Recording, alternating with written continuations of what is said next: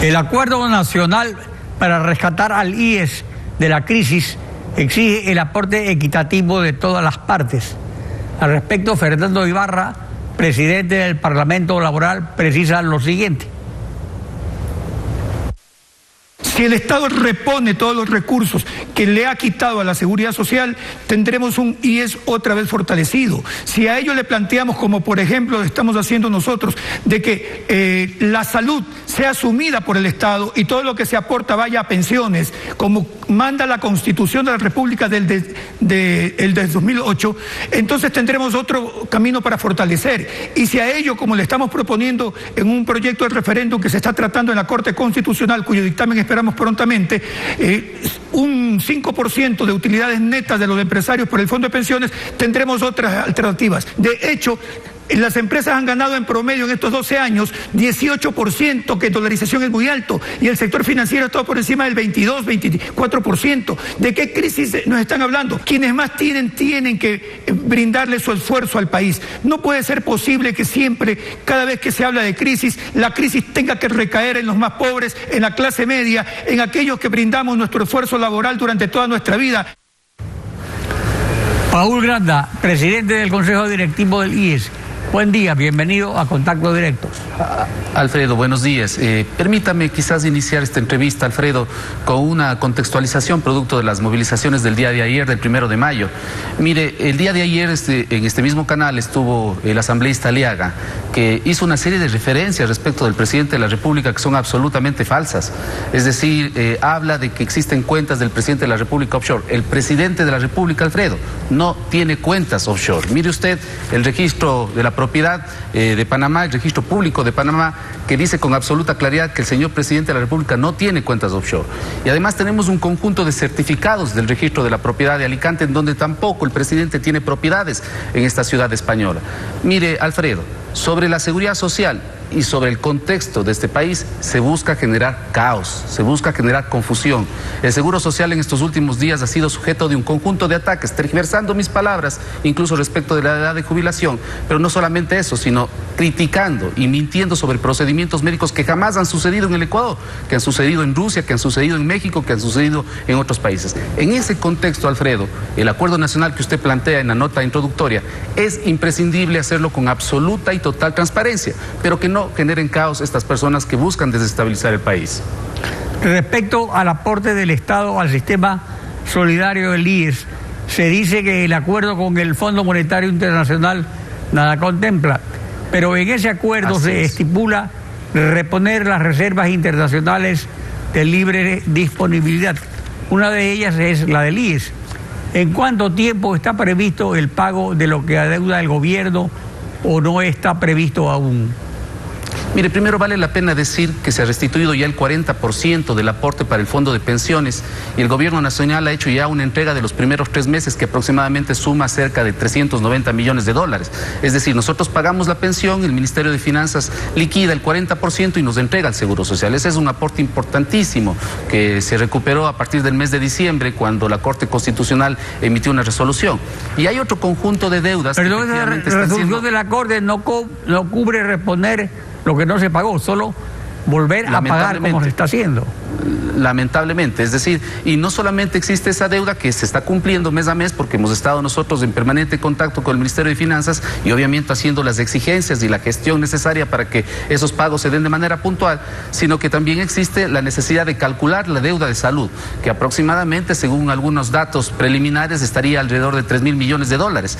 Ese conjunto de recursos, esas cifras, sin duda alguna van a ayudar al Seguro Social, pero no van a ser suficientes sobre un tema que nosotros hemos dicho desde principios de año, Alfredo, que lo hemos hecho con transparencia, con honestidad, con firmeza, porque ese fue el ofrecimiento que hicimos cuando asumimos este importante encargo de representar al presidente ante el Consejo Directivo de Seguridad Social. Hablarle a la gente con franqueza y honestidad. La situación no es fácil, la situación es difícil. La única forma que podamos superar esta situación, como usted decía inicialmente en esta entrevista, es con un acuerdo nacional en donde las partes nos sentemos a llegar a acuerdos respecto de ciertas decisiones que se deben tomar sobre la institución, sobre el futuro de la institución, y sobre todo garantizando la sostenibilidad pensando en los próximos 30, 40 años. Pero es una cuestión de principios que para iniciar un diálogo serio el gobierno debe lanzar propuestas una vez que tenga definido el pago de lo que debe. está hecho esto ya. No solo eso, Alfredo, coincido. Es decir, debemos tener las cuentas claras, y no solamente desde la perspectiva de las deudas que el Estado tiene con el Seguro Social, sino desde el punto de vista actuarial.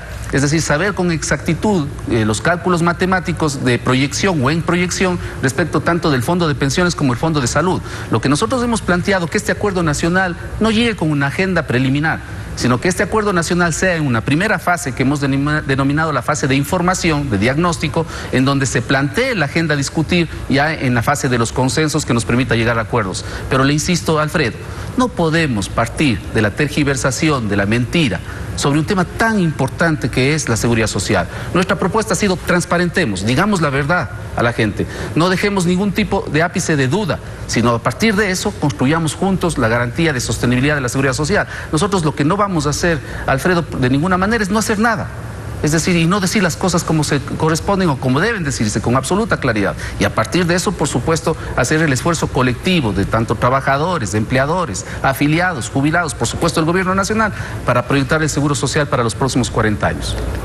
¿Ya se inició el diálogo al respecto o solamente hubo una invitación y hubo un rechazo de los sectores laborales especialmente? No, mire, y nosotros hemos conversado con todas las organizaciones sindicales de manera abierta, de manera transparente. Hay un apoyo, todos incluso han suscrito una carta de apoyo para ser parte del acuerdo nacional, al igual que los gremios de los empresarios, de los empleadores. Y estamos en ese contexto, digamos, estamos avanzando. La idea es arrancar luego del lanzamiento que hará el Gobierno Nacional, que hará el Presidente de la República, del acuerdo nacional, arrancar con el diálogo y el acuerdo en materia de seguridad social. Lo que le quiero decir, y repito, lo que no podemos partir es de la tergiversación o de la desinformación. Debemos partir de hechos concretos que se ajusten a la verdad para que tengamos una misma línea de base, un mismo diagnóstico todos. Respecto al refuerzo del sistema financiero, el actuario Rodrigo Ibarra, presidente de la Asociación Ecuatoriana de Actuarios, recomienda lo siguiente. Veamos. Mire, la idea que a mí particularmente me gusta más desde el punto de vista técnico es empezar a transformar este sistema de reparto en un sistema mixto, en un sistema híbrido, en el que cada afiliado tenga su pensión pagada por el sistema solidario y una parte por la cuenta individual. La cuenta individual ha transformado a muchas economías en el mundo porque esos dineros se pueden invertir a través del mercado de capitales, generan ahorro, permiten que los trabajadores ecuatorianos piensen en el largo plazo y sobre todo existe transparencia en la gestión, porque cada uno de los afiliados va a tener un reporte de cómo está su estado de cuenta. No se puede ir tampoco al extremo de eliminar la solidaridad y tener solamente cuentas individuales, como en el caso de Chile, porque nuestro país es un país con una inequidad salarial tan grande. Los fondos de inversión del IES siempre se han visto como un botín político por los diferentes gobiernos. ¿Por qué no se crea este sistema de ahorros que sería administrado por el BIES, en ningún caso por financieras privadas? Mire, esa es una de las opciones. Yo he dicho, que sea el acuerdo nacional el que establezca la agenda.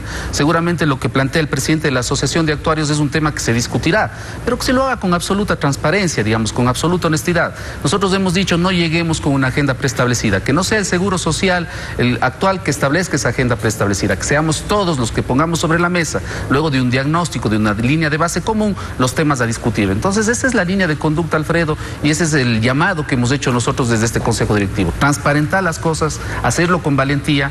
Mire usted, por haberlo hecho, hemos recibido un conjunto y una serie de ataques absolutamente sin ningún tipo de restricción, digamos, en redes sociales. No puede ser que las redes sociales establezcan la agenda de la discusión de un tema tan importante como la seguridad social, y temas como los que plantea Rodrigo Ibarra hay que discutirlo. Pero tampoco hay que dejar de decir que planteamientos como, por ejemplo, las que ha hecho Fernando Ibarra, que también estuvo dentro de esta entrevista en un archivo que usted acaba de mostrarlo, digamos, en donde se plantea de que el servicio de salud ya no lo haga el Seguro Social, digamos. Eso yo creo que no está en discusión. Creo que debemos seguir dando nuestros servicios, debemos seguir garantizando los derechos de nuestros afiliados, jubilados y sus familias, pero sobre todo hacerlo con calidad, Alfredo.